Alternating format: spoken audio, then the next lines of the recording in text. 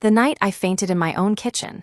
The dishwasher was still humming. I remember the sound more than the fall. A steady, obedient rhythm, water sloshing, plates clinking, while my knees buckled against the tile floor. I had just finished packing my little brother's lunch for the next morning, refilling my dad's pill organizer, and answering 3 late-night emails from work. My phone buzzed with a reminder to schedule my mom's follow-up appointment. I silenced it. I lay there staring at the ceiling fan, thinking how funny it was that the only thing still moving in that room was a machine doing its job. I had always done mine. My name is Claire. I'm 28 years old. I live in a small, pale blue house in Ohio with white shutters and a porch swing that creaks when the wind picks up. From the outside, it looks like the kind of home where everything is steady, safe, taken care of. And it was, because I made sure of it. I grew up believing love was something you earned by being useful. When I was 12, my mom got sick for the first time. Nothing dramatic, just a string of migraines that kept her in bed for days. My dad worked long hours at the plant, and my little brother, Ethan, was only 6. Someone had to pack lunches, someone had to fold laundry, someone had to make sure Ethan's homework was done, and that mom had a glass of water on the nightstand. So I did. At 12, it felt noble. I liked when teachers said I was mature for my age. I liked when my dad squeezed my shoulder and said, "Don't know what we do without you, kiddo." I wore responsibility like a medal. By 16, I knew how to cook 3 full dinners, manage a checkbook, and calm a crying child faster than most babysitters. When my friends talked about prom dresses and crushes, I talked about insurance deductibles and the best way to stretch a grocery budget. I didn't resent it.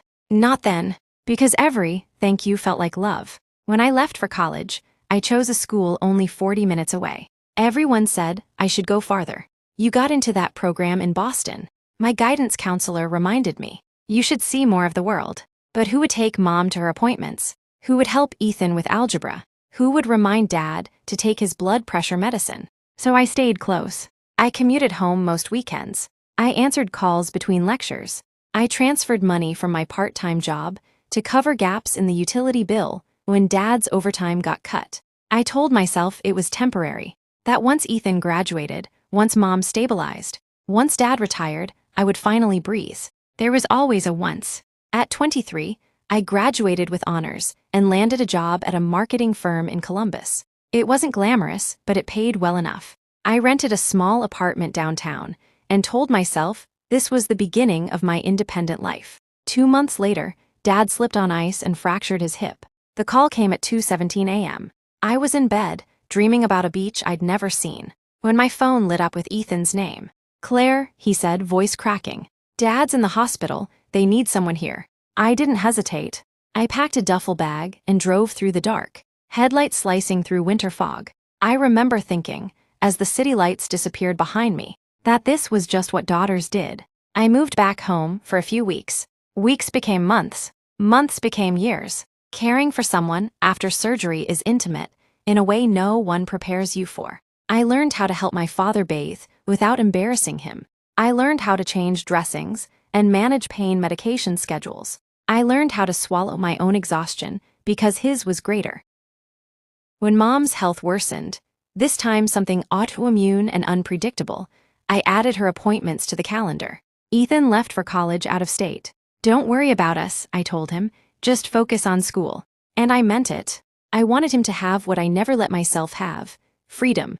I worked remotely when I could, drove to the office when I had to, and spent evenings cooking low-sodium meals while answering emails with one hand. My friends stopped inviting me out after the 5th.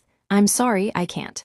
The guy I'd been dating for 6 months, sweet, patient Mark, sat across from me at a diner one evening and said gently, "I feel like I'm dating your to-do list." I laughed, but he didn't. "I don't know where I fit," he said. I didn't know either. He broke up with me a week later. He said he needed someone who could choose him sometimes. I told him I understood. And I did.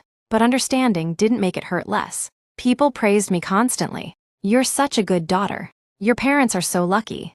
I don't know how you do it." They said it like I was strong, capable, selfless. What they didn't see were the nights I cried in the shower, because it was the only place no one could hear me. They didn't see the way my chest tightened every time my phone rang, because it usually meant something had gone wrong. They didn't see how I stopped making plans for myself, because every plan felt fragile. I told myself this was love. That love meant giving until there was nothing left.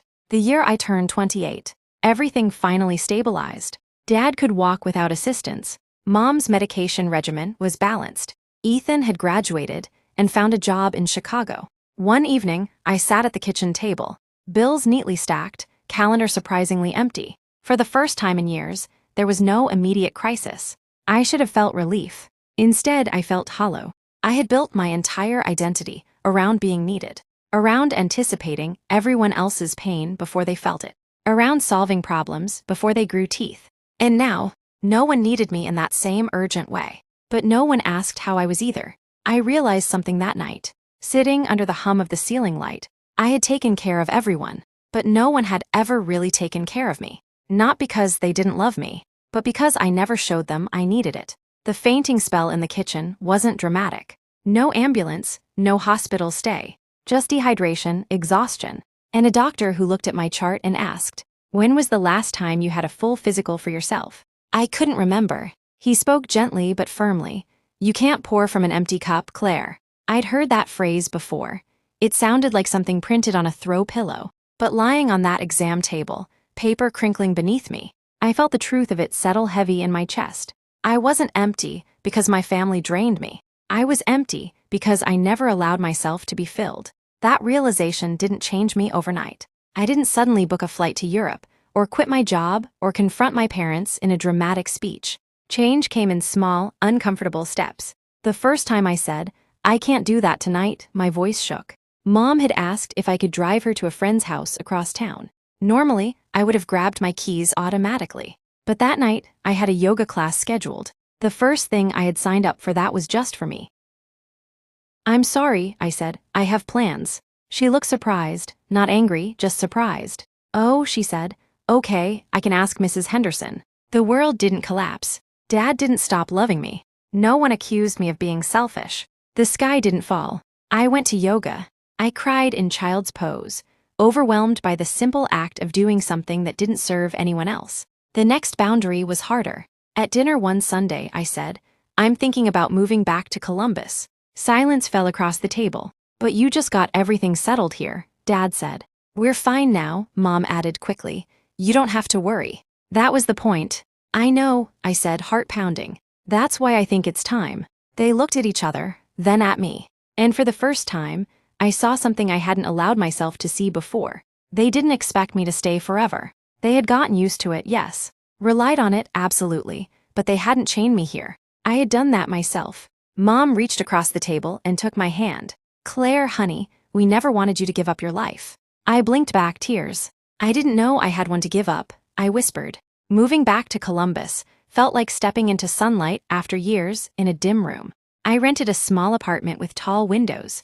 I bought plants I sometimes forgot to water. I hung art that no one else had chosen. The first night alone, I sat on the floor eating takeout from the carton, surrounded by half-unpacked boxes. The silence was loud. No one calling my name.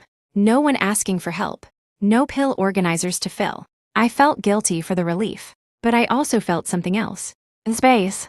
Learning to let people take care of me was the hardest lesson of all. When I caught the flu that winter, my instinct was to downplay it, to text my mom, "I'm fine." Instead, I let myself be sick. I told Ethan. He drove down with soup and Gatorade. I told a friend from work. She brought medicine and stayed to watch a movie. I lay on the couch, feverish and fragile, and let them fuss over me. It felt foreign, vulnerable, almost wrong.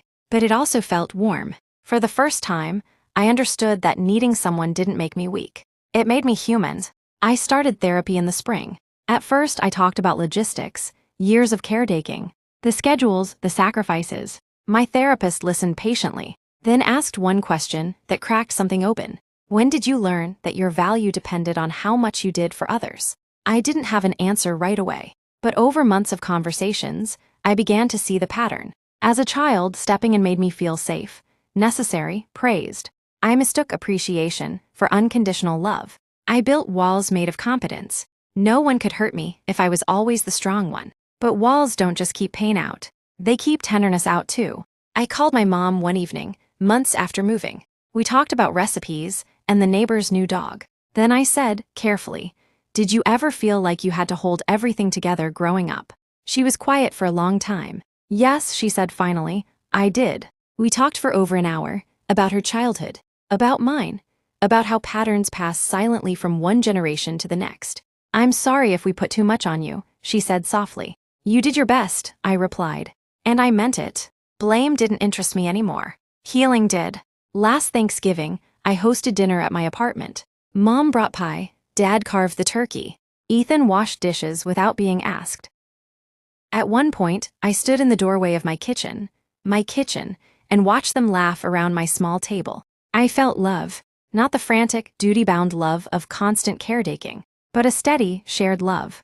Balanced. After dinner, Dad squeezed my shoulder like he used to when I was 12. We're proud of you, Claire, he said. For what? I asked. For building your own life. I smiled. For the first time, I believed I had. Sometimes, I still slip into old habits. I overextend, I volunteer too quickly, I forget to ask for help. But now I notice. Now I pause. Now I ask myself, who is taking care of you? And if the answer is no one, I change that. I schedule the appointment. I say no to the extra project. I call a friend and admit I'm overwhelmed. I let someone hold the weight with me. That night in the kitchen, when I fainted, I thought the dishwasher was the only thing still moving. I was wrong. Something else was moving too. A quiet shift inside me. A realization that love isn't a transaction. That worth isn't measured in exhaustion. That you can be devoted and still deserve devotion in return. I took care of everyone.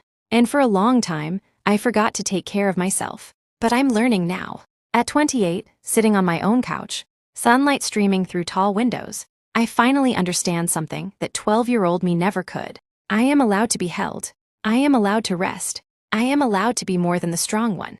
And maybe the bravest thing I've ever done isn't lifting everyone else up. It's letting someone catch me when I fall.